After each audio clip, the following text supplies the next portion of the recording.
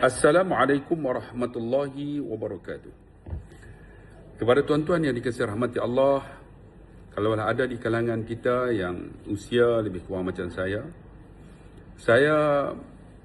nak bagi tahu kepada tuan-tuan, jika sekiranya video ini lalu di TikTok tuan-tuan, jangan tuan-tuan biar dia berlalu.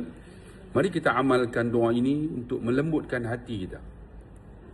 Saya akan lampirkan doa ini di penghujung setelah saya baca doa tersebut. Mari kita sama-sama doakan, amalkan doa untuk hati kita, insya-Allah. Bismillahirrahmanirrahim. Ya muqallibal qulub, sabbit qalbi ala dinika.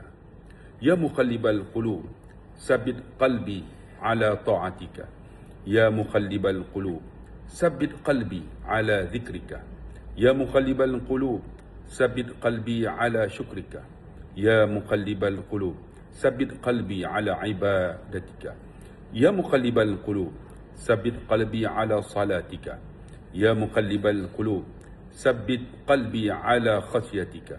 Ya muqallibal qulub, sabbit qalbi ala taharatika. Ya muqallibal qulub, sabbit qalbi ala hudaka. Ya muqallibal qulub, sabbit qalbi ala taqwaka. Ya muqallibal qulub, sabbit qalbi ala ikhlasika. Ya muqallibal qulub, sabbit qalbi ala sabrika. Ya muqallibal qulub, sabbit qalbi ala taubatika. Ya muqallibal qulub, sabbit qalbi ala ridwanika. Ya muqallibal qulub, sabbit qalbi ala siratika. Jom kita amalkan doa ini untuk hati kita. Dapatkan? Jangan biar video ini berlalu.